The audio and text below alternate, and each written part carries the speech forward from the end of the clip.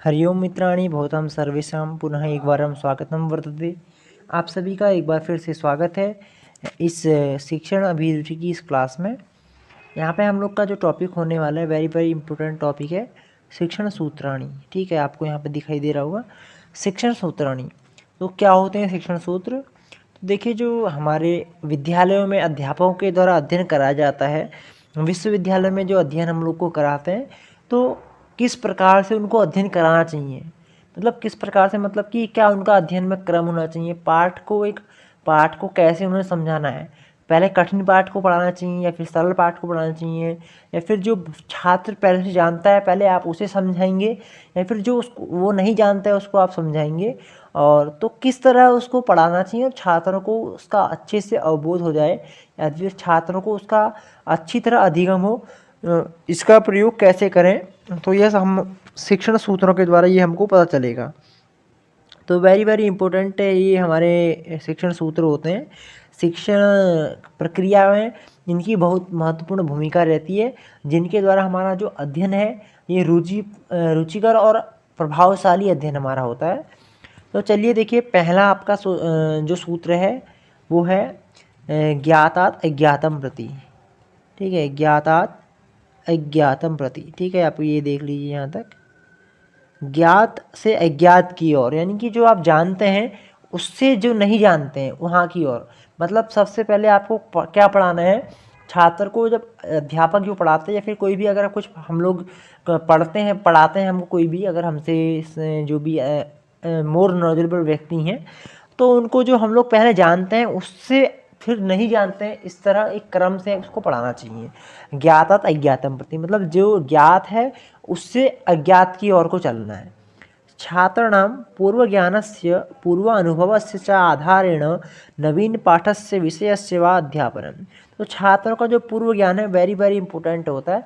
छात्रों का जो पूर्व ज्ञान है हमारे शिक्षण की प्रक्रिया में छात्रों का पूर्व ज्ञान बहुत ही महत्वपूर्ण है। उनका जो पूर्व ज्ञान है उसके साथ में जोड़कर हमको उन्हें कुछ भी पढ़ाना है तो उसके साथ में ही जोड़कर हमें उसको पढ़ाना चाहिए। तो ज्ञात से अज्ञात की ओर पहले यहाँ पे शिक्षण सूत्र है। दूसरा देखिए, सरलात् कठिनम प्रति। ठीक है, सरल से कठिन की ओर, मतलब सबसे पहले एक शिक्षक को क्या पढ़ाना चाहिए, जो सरल है, सरल पहले शिक्षक को पढ़ाना चाहिए। तो सरल मतलब जो आप जानते हैं वही, कैसे ज्ञात भी इसको लिखना, लेकिन सरल से उसने कठिन की ओर। सबसे पहले वो ये नहीं कि सीधे आपको वाक्य बनाना सिखा रहा है, पहले उसने आपको वर्णमाला सिखानी। जब आपको वर्णमाला सिखाई जाएगी तभी आप वाक्य बना पाएंगे। तो ये क्रम है जो सरल है, सरल से कठिन की ओर। तो मैथ्स में मान लीजिए सबसे पहले आपको प्लस माइनस सिखाना है, यानी कि जोड़ घटाना सिखाना है, ना कि आपको ट्रिग्नोमेट्री या फिर आपको बहुपद समीकरण वगैरह सॉल्व करना नहीं है। तो ज्ञात विषय सरलो भवति, मतलब कि ज्ञात विषय सरलो भवति, अज्ञातश्च कठिनः। अध्यापकः सरल विषय प्रथमं पाठे तथा परम कठिनम। ठीक है, तो अध्यापक जो ज्ञात, मतलब हम लोग जिसको पहले से जानते हैं वो क्या होता है, सरल होता है, और जो हम जिसको नहीं जानते हैं वो हमारा क्या होता है, कठिन होता है। तो जो व्यक्ति जानता है, जो छात्र जानता है, उसको उसने पहले उसका अध्ययन करवाना है।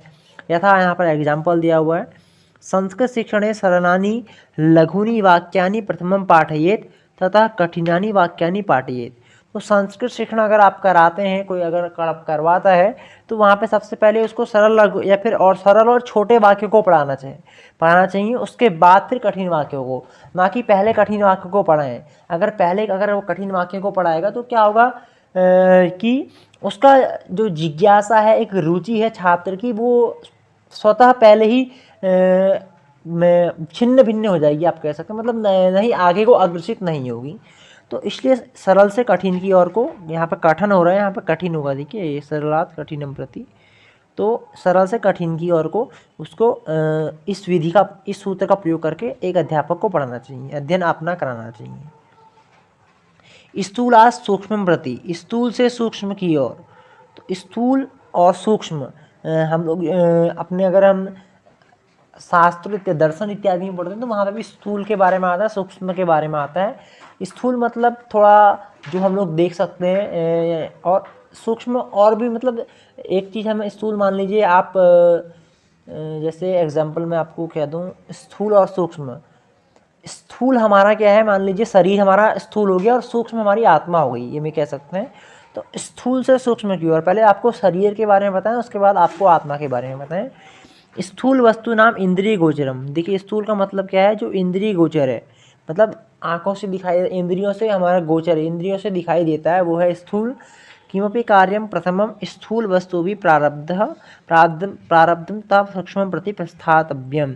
तो सबसे पहले जो दृष्ट है, यानी कि जो दिखाई देता है, स्थूल है, जो मूर्त, हमें इसको मूर्त भी कह सकते हैं, मूर्त से अमूर्त की ओर भी सेम ही होता है। तो स्थूल से सूक्ष्म की ओर को पहले जो इंद्रिय गोचर है उसके बारे में बताया जाना चाहिए, उसके बाद फिर जो सूक्ष्म है, जो और मतलब अति सूक्ष्म है, छोटा है, उसके बारे में, या फिर जो हम दृष्टव्य नहीं है, जिसके बारे में केवल हम चिंतन कर सकते हैं, फिर उसके बारे में पढ़ना चाहिए। तो स्थूलात् सूक्ष्म प्रति।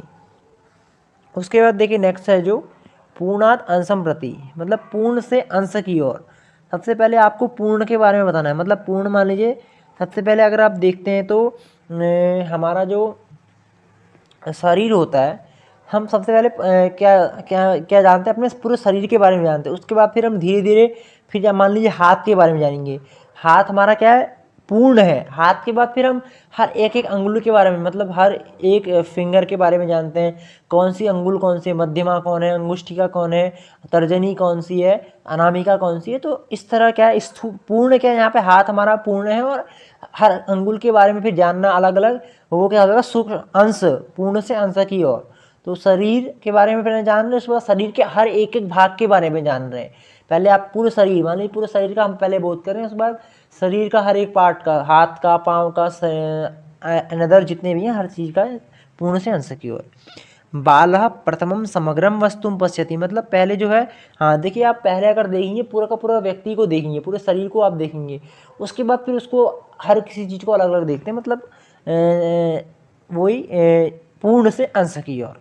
तथा परमेव तच्च दृष्टि अवयवेषु पतति। देखिए वेरी वेरी इंपॉर्टेंट है। तो जैसे मान लीजिए कोई गाड़ी आ रही है, तो आप पहले पूरी गाड़ी को देखेंगे, समग्र वस्तु को पहले आप देखेंगे एक बार, उसके बाद फिर धीरे धीरे फिर मतलब फिर आपकी जो दूसरी दृष्टि जाएगी, उसमें आप उसके जो अवयव हैं, उसके मान लीजिए गाड़ी का है, जो भी उसमें शीशा है, उसके जो डोर है, और उसके टायर्स हैं, जो उसका मॉडल है, सिस्टम है, वो सब चीज़ फिर आप देखेंगे। यथा पटे दृष्टवा तस्य विशेषणम। तो जैसे कि पट को देखकर उसके विशेषण को देखना, पहले हम कपड़े को देखते हैं, फिर उसके विशेषण को हम जानते हैं, उसके विशेषण को देखते हैं। तो ये होगा पूर्ण से अंश की ओर। सभी देखिए बहुत अच्छे हैं, बस हल्का सा आप समझ जाएंगे तो पूरा आप समझ जाएंगे। ज्ञात से अज्ञात की ओर, सरल से कठिन की ओर, स्थूल से सूक्ष्म की ओर, पूर्ण से अंश की ओर। अगला देखिए अनुभव से तर्कम प्रति, अनुभवात तर्कम प्रति। अनुभवात तर्क, अनुभव यानी कि जो आपके साथ घट, कोई भी चीज़ आपने अनुभवित की है, मतलब जो चीज़ आज आप जान चुके हैं, आपकी लाइफ में जो चीज़ घट चुका है, ये सब आपका अनुभव। आपका अनुभव, हम लोग अगर कुछ कार्य कर लेते हैं तो हमें अनुभव हो जाता है। मान लीजिए आप व्याकरण पढ़ लिए, तो व्याकरण आप पढ़ लें तो आपको व्याकरण का अनुभव है, आपने उसको कैसे पढ़े, आपने आप किसी को पढ़ाना तो आप कैसे पढ़ाएंगे, ये आपको वहाँ पे अनुभव है। तो अनुभव से तर्क की ओर। अनुभूत विषय आधारेण लब्धम ज्ञानम स्पष्टम स्थिरस्य भवति, अनुभवेन लब्धम ज्ञानम तर्कसंगतम अपि भवति चेत छात्राणां चिंतन शक्ति विकासः भवति। तो अनुभव से अगर पहले आप, जो छात्र जानता है, जो उसको अनुभूत उसने किया है, उसको अगर आप पहले बताएंगे तो क्या वो अच्छे से समझेगा। उसके बाद आप उसका तर्क बताएं। मान लीजिए आप पहले किसी चीज़ का आप एग्जाम्पल दे दें, उसके बाद आप उसको नियम बताएं। एग्जाम्पल, इसको हम कह सकते हैं एग्जाम्पल से नियम की ओर। आगमन विधि होती है हमारी, आगमन विधि के अंतर्गत हमारा यह आ जाता है इंडक्टिव मेथड, हम इंग्लिश में बोलते हैं इंडक्टिव मेथड। तो अनुभव से तर्क की ओर। इसके बाद देखिए नेक्स्ट स्लाइड देख लेते हैं। तो ये कुछ बहुत वेरी वेरी इंपॉर्टेंट सूत्र हैं, अगले बारे में भी कुछ हैं अभी। अगला देखिए विशेषा सामान्यम प्रति, विशेष से सामान्य की ओर। तो विशेष पहले आपने जानना है, फिर सामान्य जानना है। विशेष नाम उदाहरण, देखिए यहाँ पे विशेष मतलब उदाहरण है, सामान्य नाम सूत्रम। तो ये आगमन विधि में ये भी हमारा आ जाता है। तो विशेष का मतलब क्या है, पहले आपको उदाहरण बताया जाएगा। छात्रों को क्या होता है कि पहले उदाहरण बताना चाहिए, उसके बाद फिर उसका सूत्र बताना चाहिए। तो इससे क्या होता है, हमारा अध्ययन रुचिपूर्ण होता है, अच्छा हमारा होता है, मतलब एक जिज्ञासा बढ़ती है, उसका चिंतन शक्ति उसकी विकास होती है छात्र की। तो विशेष से सामान्य की ओर को हमें बढ़ाना चाहिए, इस शिक्षण सूत्र का यूज हमें करना चाहिए। छात्रेषु आदौ उदाहरणं प्रदर्श्य तथा सूत्र व्याख्यानं क्रियते। तो पहले उदाहरण इत्यादि बता के उसके बाद सूत्र का व्याख्यान हमें करना चाहिए। तो ये अच्छी विधि ये मानी जाती है। और इसको अब आगमन विधि हम लोग कहते हैं, इसको आप लिख सकते हैं आगमन विधि, यानी इंडक्टिव मेथड। आगमन और निगमन दो विधि होती हैं। आगमन में पहले उदाहरण बताया जाता है और निगमन विधि में पहले नियम बताया जाता है। अभ्यासात अधिगम प्रति, अभ्यास से अधिगम की ओर, मतलब अभ्यास यानी पहले से जो आप चीज़ अभ्यास किया उसके बाद जो नया सीखना है उसको बोलते हैं अधिगम बोलते हैं। तो अभ्यासात अधिगम प्रति, ठीक है। छात्राणां कृते आदौ अभ्यास कार्य थे तथा शनैः शनैः छात्राणाम् अधिगमः भवेत्। तो पहले आपका छात्र को से पहले अभ्यास करवाया जाए किसी चीज़ का। मान ली कोई चीज़ पढ़ाना है तो पहले उसका आप उसको पढ़ने के लिए उसका अभ्यास कराएं, प्रतिदिन उसको पढ़ने के लिए बोल रहे हैं, वो अभ्यास करेगा तो फिर धीरे धीरे क्या होगा, उसको खुद ही उसकी इच्छा बढ़ेगी ये है क्या, उसके बारे में जानने की उसकी स्वतः इच्छा उसमें बढ़ जाएगी। मूर्त से अमूर्त की ओर, मूर्त होता है जो हमें दिख रहा है और अमूर्त जो नहीं देख सकते हैं। तो मूर्तम नाम विद्यमान वस्तु लिखा भी है यहाँ पे, विद्यमान अमूर्तम होती। तो जो अमूर्त और मूर्त यानी कि जो दिखाई दे रहा है पहले उसके बारे में बताएं, उसके बाद फिर जो नहीं दिखाई दे रहा है मूर्त से अमूर्त की ओर आपको पढ़ाना चाहिए।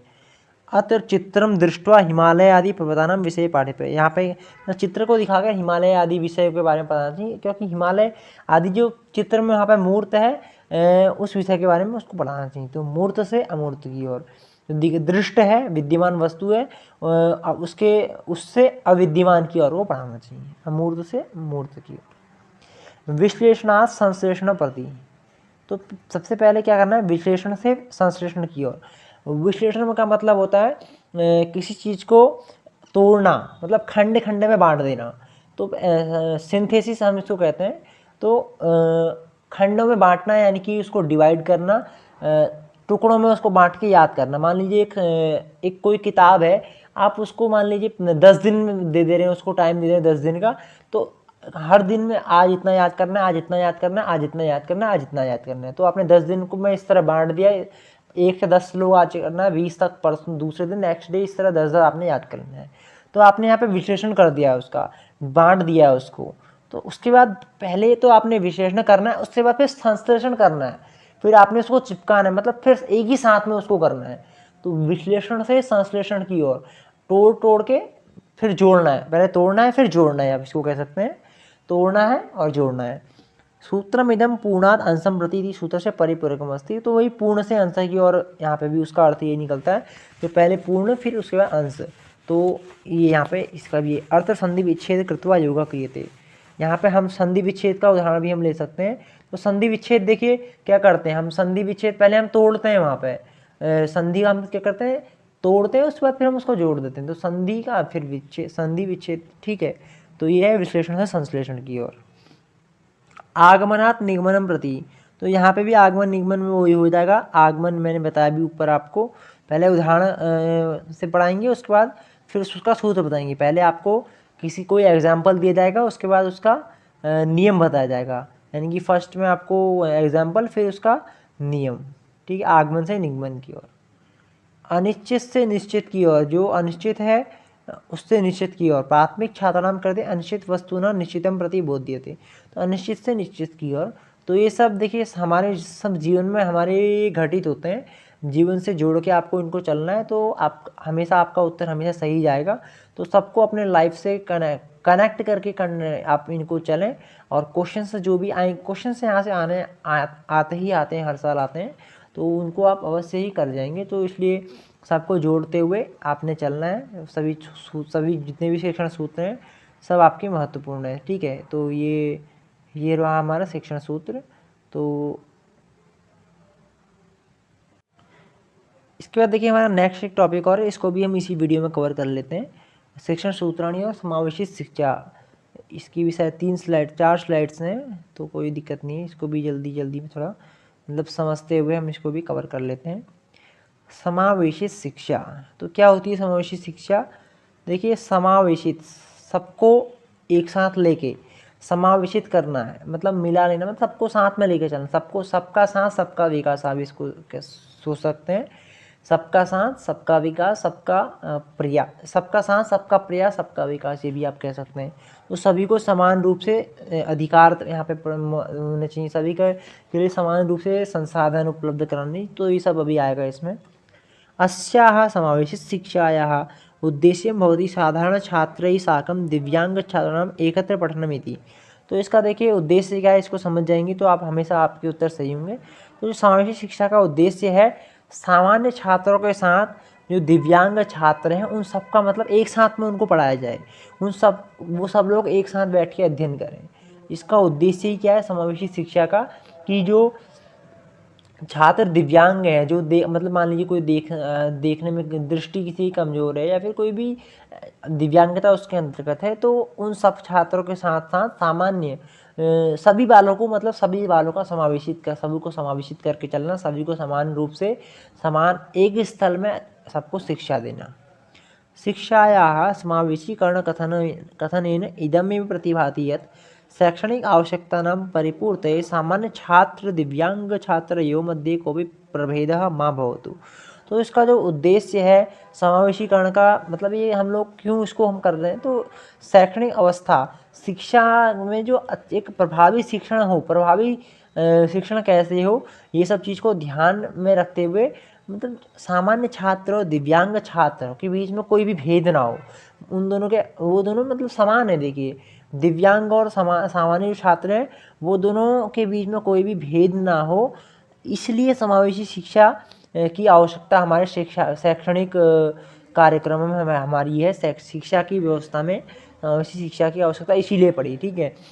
समावेशीकरणम कथनेन इदमेव प्रतिभाति है शैक्षणिक आवश्यकतानां परिपूर्ति, शैक्षणिक आवश्यकताओं की परिपूर्ति के लिए सामान्य और सामान्य छात्र और दिव्यांग दोनों छात्रों को, दोनों में कोई भी भेद नहीं है, उनमें कोई भी भेद ना हो, इस चीज़ को ध्यान में रखते हुए समावेशी शिक्षा का यह एक अर्थ है। इसी के लिए समावेशी शिक्षा हमारे देश में यह लागू की गई थी। पूर्वम् अस्याः समावेशी शिक्षायाः परिकल्पना केवलं विशेष छात्राणां कृते उक्ता आसीत्।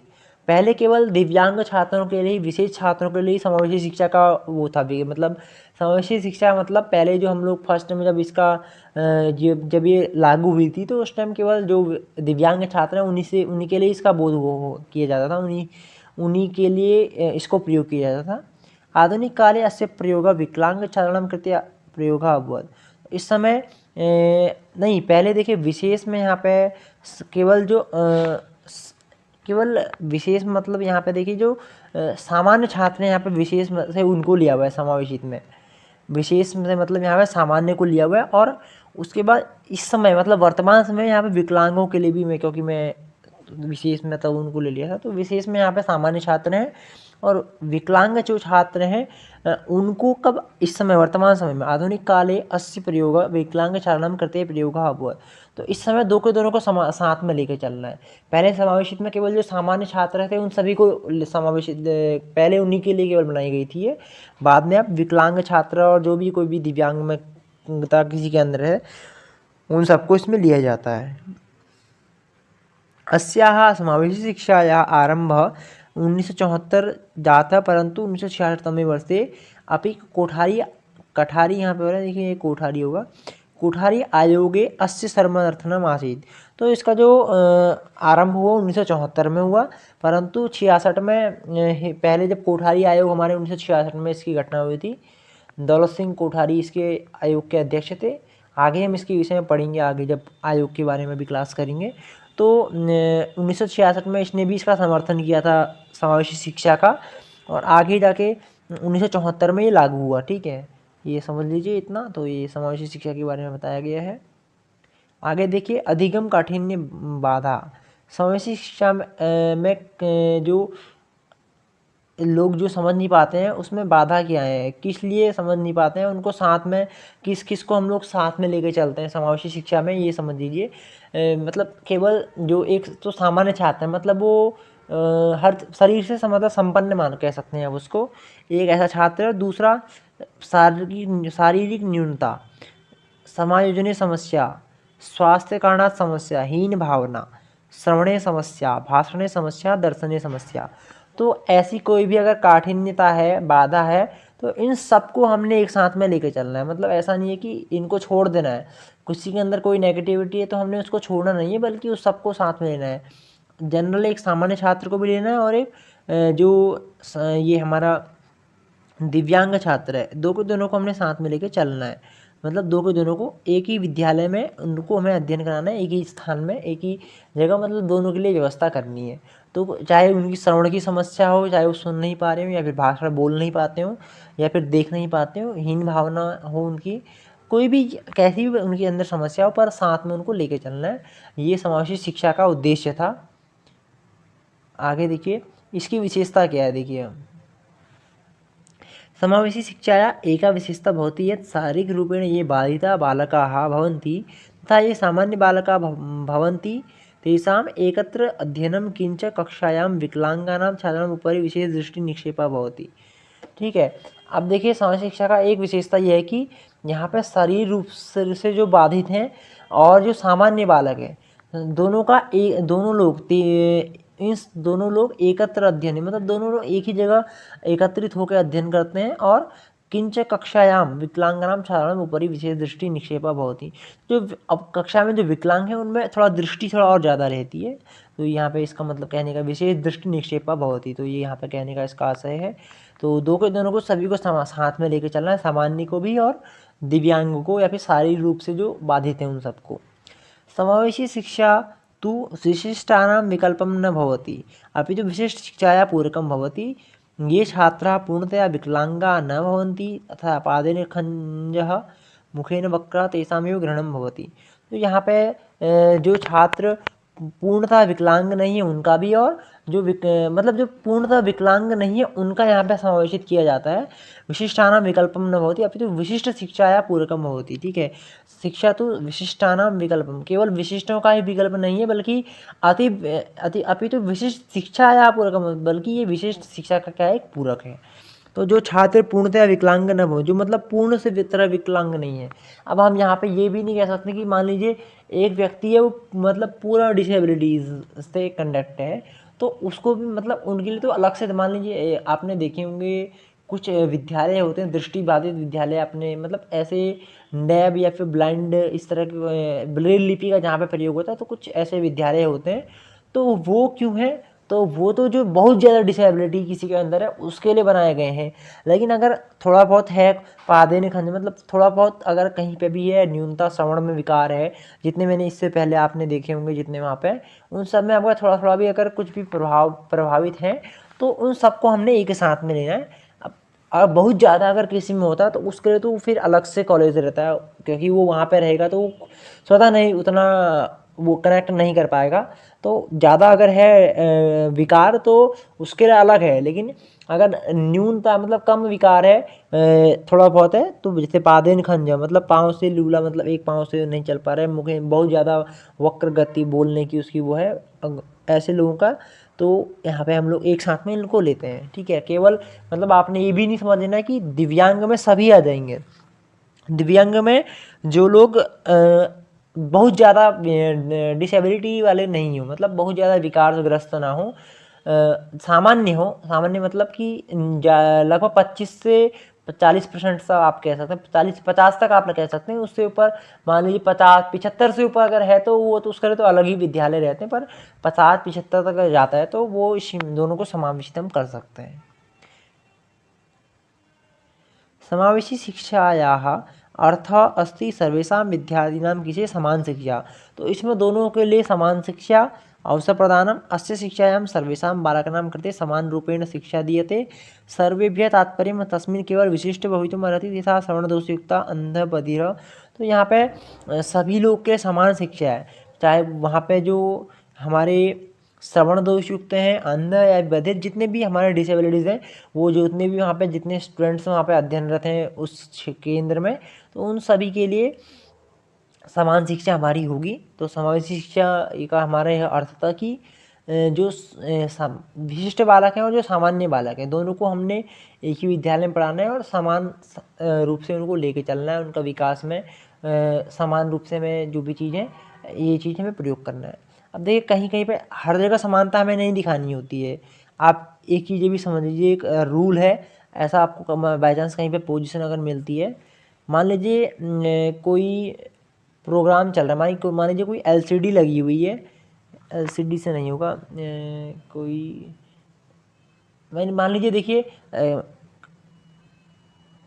एक पेड़ है, ठीक है, पेड़ में एक प्रैक्टिकल हम लोग कर रहे हैं विद्यालय में, तो पेड़ से पेड़ या फिर कोई भी चीज़ है ऊपर है, मतलब हाइट में है, हाइट में, तो हाइट में माने यहाँ पे मैं ऐसे लिख देता हूँ, हाइट में है ये, तो हाइट से छात्र को उसको तोड़ना है या फिर निकालना है, तो यहाँ पे हर कोई छात्र इसमें सक्षम नहीं हो सकता है। मान लीजिए एक ही छात्र की हाइट ज़्यादा है, एक ही कम है, और एक ही मतलब दो की माने ज़्यादा है, एक ही कम है, तो अब हमारे पास संसाधन है, संसाधन मान लीजिए टेबल है, हमारे पास है, टेबल्स हैं, ये टेबल टी, ये टी यहाँ पे लिख देता हूँ, ये टेबल्स हैं। तो हमने देखिए टेबल्स यहाँ पे सबको समान तो हम कह रहे हैं, अब यहाँ पे देखिए ये व्यक्ति तो स्वतः, ये छात्र तो स्वतः वहाँ पे वहाँ सामान निकाल रहे हैं, यहाँ से देखिए ये जो है ना, इसको मैं कलर चेंज कर लेता हूँ, हाँ ग्रीन, तो जो ये है इसकी हाइट तो अच्छी, लंबाई इसकी अच्छी है, तो स्वतः सामान निकाल लेना है, इसको टेबल की ज़रूरत नहीं है, पर हम कह रहे हैं कि समान संसाधन का प्रयोग करना है। अब यहाँ पे देखिए ये है इसकी हाइट कम है, अब हम इसको एक टेबल देंगे तो फिर भी ये वहाँ तक नहीं पहुँचेगा, फिर यहाँ तक ही पहुँचेगा एक टेबल देने के बाद, अब फिर भी वहाँ नहीं पहुँच पा रहे हैं, पर इसकी हाइट ज़्यादा थी, ये स्वतः पहुँचे, तो हमें क्या करना है, जिसकी है उसको समान संसाधन हम नहीं भी दें, जिसकी नहीं है उसको हमें ज़्यादा संसाधन प्रयोग करना है। अब यहाँ पे हम इसको 2 देंगे तब ये वहाँ पहुँच पाएगा, तो इसलिए जो कमज़ोर है उसको हमें आगे बढ़ाना है। सबको समान संसाधन का मतलब ये नहीं, ये है कि जो व्यक्ति सक्षम है उसको नहीं भी दें, लेकिन जो अक्षम है उसको हमें वहाँ पे संसाधन को दे के आगे बढ़ाना है। तो इसका अर्थ यहाँ पे ये है, ठीक है, ये मैं आपको हल्का एक प्रयास किया समझाने का यहाँ पे इसके माध्यम से। तो ये समान संसाधन का उपयोग कैसे हमें करना होता है, ये है, तो समावेशी शिक्षा में इसका यही है, ठीक है। आगे देखिए इसका महत्व क्या है। शारीरिक दोषमुक्तानां विभिन्नानां बालकानां विशेष आवश्यकतानां ज्ञानं कृत्वा तेषां निर्धारणं तथा ये छात्राः शारीरिक दोषयुक्ता भवन्ति तेषां निराकरणोपायाः छात्राः कथम् अध्ययनं कर्तुं सक्षमाः भविष्यन्ति आदौ तेषां समस्यानां निर्धारणं कृत्वा तेषां समाधानम् उपरि फलप्रदानं क्रियते। तो बहुत लंबा हो जाएगा एक साथ, तो छोटा छोटा करके हम इसको पढ़ लेते हैं। शारीरिक दोषयुक्तानां बालकानां विशेष आवश्यकतानां ज्ञानं, तो जो शारीरिक दोषयुक्त बालक हैं, समावेशी शिक्षा में हम लोग क्या करते हैं, जो शारीरिक दोष से युक्त बालक हैं या फिर और मुक्ता नाम, यहाँ पे मुक्त लिखा है, देखिए मुक्त भी और युक्त भी हम दोनों को लेंगे। जो देखिए युक्त अलग से दिया हुआ है यहाँ पे ना, अगर यहाँ पे युक्त दिया हुआ है, तो देखिए मुक्ता नाम विभिन्ना नाम बालका नाम, देखिए मुक्त जो होंगे उन सभी बालों की विशेष आवश्यकता, उनकी जो भी आवश्यकता है उनका हमें ज्ञान करना है, तो उनका ज्ञान करके निर्धारण करना है। और जो छात्र युक्त हैं, दोष युक्त हैं, उनकी भी उनका दोष का निराकरण करने का हमें उपाय करना है कि वो कैसे अध्ययन करने में सक्षम होंगे, क्योंकि जो व्यक्ति डिसेबल है तो वो विकार से अगर कोई छात्र ग्रस्त है तो उसका मन पहले लगेगा ही नहीं। अब हमें क्या उपाय करना है कि वो कैसे उसका मन लगे, कैसे वो अच्छे से समझे, उसके लिए अध्ययन रुचिपूर्ण कैसे हो, तो हमें ये सब समझना है। तो इसलिए क्या करना होता है हमें, जो शारीरिक दोष युक्त है उसके लिए, उसके निराकरण के लिए हमें उपाय कैसे वो अध्ययन करने में सक्षम हो, ये हमें उपाय करने हैं। आदौ तेषां समस्यानां निर्धारणं कृत्वा, पहले उनकी समस्या जाननी है, उसके बाद फिर उपाय या फिर फल प्रदान हमने करना है। जैसे एक डॉक्टर होता है, पहले रोगी का क्या करता है, रोग जानता है, मतलब पहले क्या करता है, निदान करता है, मतलब पहले उपचार करता है फिर निदान करता है।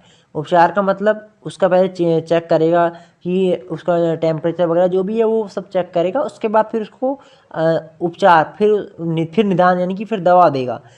निदानात्मक और उपचारात्मक ये भी दोनों शिक्षण की प्रक्रिया है। तो किसी भी पहले क्या करेगा, वो उसका चेक करेगा फिर उसको दवा देगा। तो ऐसे यहाँ पे क्या करना है हमें, पहले छात्रों का उनके जो दोष युक्त बालक हैं उनके अंदर जो दोष क्या है और वो क्यों पढ़ने में अक्षम है, मतलब अच्छे से समझ क्यों नहीं पा रहे हैं, वो हमें जानना है। उसके बाद उसको जानने के बाद कैसे वो कम हो, कैसे हम वो छात्र पढ़ने में रुचि प्रदान लेने लगे, इस तरह के हमें कार्य, ऐसी क्रियाओं को हमें संपादन वहाँ पे करना है, समाधान उनके लिए करना है।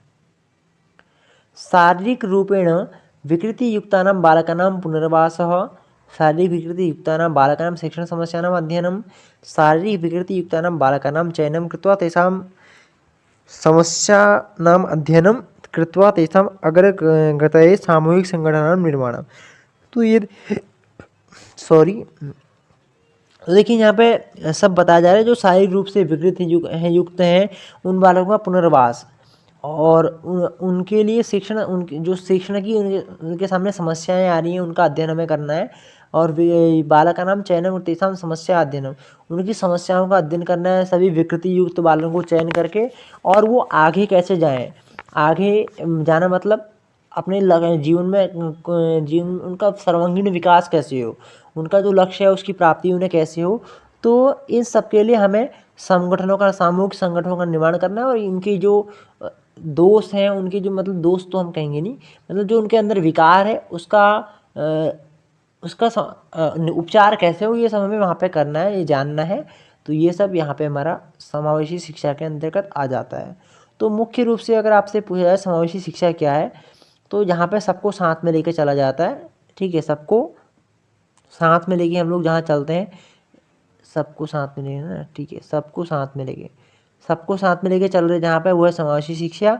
और अगर और भी विशिष्ट रूप से अगर आपसे क्वेश्चन में मान लीजिए दिया है समावेशी शिक्षा क्या है, तो वहाँ पे आपको दिया विशिष्ट छात्र दिया है केवल, और कोई ऑप्शन ही नहीं है, और मैं सबको नहीं दिया, केवल विशिष्ट छात्र दिया है। तो तब आपका विशिष्ट छात्र भी आपका उत्तर सही होगा, क्योंकि ज़्यादातर कार्य विशेष छात्रों के लिए हम लोग यहाँ पे करते हैं। उनको अच्छे से अच्छे जो सामग्री प्रदान कैसे करें ये सब चीज़ हम समावेशी शिक्षा में करते हैं। तो वह समावेशी सबको साथ में लेके चलना है। संसाधन उस केवल संसाधन मान लीजिए मैंने अभी आपको बताया था वहाँ पे एग्जांपल, कोई चीज़ अगर सामान या फिर कोई चीज़ तोड़ना है या फिर कुछ निकालना है तो जिसकी हाइट पहले से लंबी है उसको हमने टेबल नहीं देना है। टेबल सब क्योंकि समान संसाधन सबके लिए समान है, बल्कि एक छोटा जिसकी हाइट क्या है, ये हमारा सामग्री रखी हुई है, एक की हाइट यहाँ तक है और एक की हाइट ये है और एक की हाइट यही है। अब इन दोनों को हम टेबल नहीं भी देंगे तो ये स्वतः सामान निकाल सकते हैं। तो हम इसके बदले क्या करेंगे, यहाँ की टेबल भी हम इसको दे देंगे, तो 2 टेबल हम दे देंगे तो ये भी सामान क्या करेगा वहाँ से निकाल लेगा। तो इस तरह हमें वर्क को करना है, इस तरह उनकी समस्याओं का समाधान करके वर्क को हमें करना है। तो ये रहा हमारा समावेशी शिक्षा।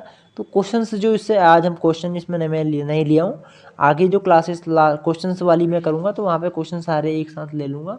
तो ये समावेशी शिक्षा और शिक्षण सूत्र दो के दोनों टॉपिक महत्वपूर्ण हैं, दोनों इसमें मैंने कवर कर दिए हैं। अगर कोई आपकी कहीं पे अगर कुछ समझ में नहीं आता है तो आप कमेंट में बता सकते हैं, वो मैं आपको समझा दूंगा दोबारा आगे क्लास में।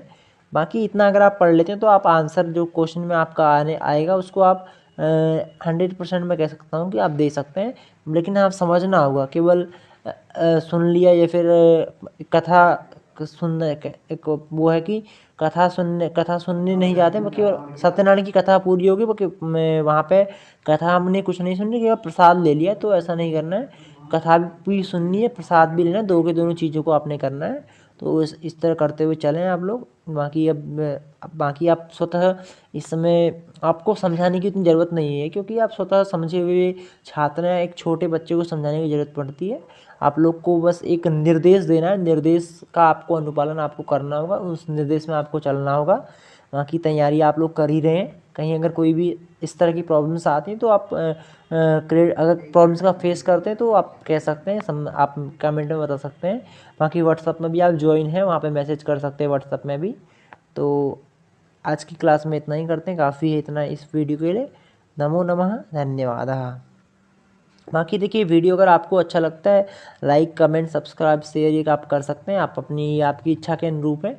मैं कभी ज़बरदस्ती कभी किसी से मैं किया नहीं, क्योंकि ये आप करेंगे तो देखिए जो इस चीज़ के लिए उपयोगी छात्रों में जो लोग इस चीज़ को चाह रहे होंगे उनके पास भी यह जाएगा, उनको शेयर आप कर सकते हैं। जो लोग और पढ़ने वाले हैं आपके साथी सहपाठी आपके मित्र आगामी वर्ष में जो करेंगे उनको आप भेज सकते हैं, क्योंकि निःशुल्क एक सहायता की जा रही है। कि हमारा भी कोई एक ऐसा भी है नहीं कि हमें यहाँ पे कोई लाभ प्राप्ति के लिए हम ये कार्य करें, तो ऐसा भी है नहीं। ये केवल एक आप लोग का एंट्रेंस आप एग्जाम निकले आपका, ये सब इन उद्देश्यों को ध्यान में रखते हुए हम लोग ये कर मेरे द्वारा या प्रयास आप लोग के लिए किया जा रहा है। और कहीं कुछ इस तरह कुछ अगर परिवर्तनीय चीज़ कुछ होगी तो वो भी आप बता सकते हैं। अगर कहीं कुछ समझ में नहीं आ रहा हो, कुछ विधि में अगर परिवर्तन करना हो तो वो भी आप बता सकते हैं, क्योंकि मेरी जो गलतियाँ होंगी वो आप बताएंगे तो उनको मैं आगे की क्लासेस में क्या हुआ कि उनमें ध्यान दूंगा और अपना उच्चार स्वतः करने का प्रयास करूंगा। इसी के साथ आज की क्लास यहीं समाप्त करते हैं। अस्तु, नमो नमः, धन्यवाद।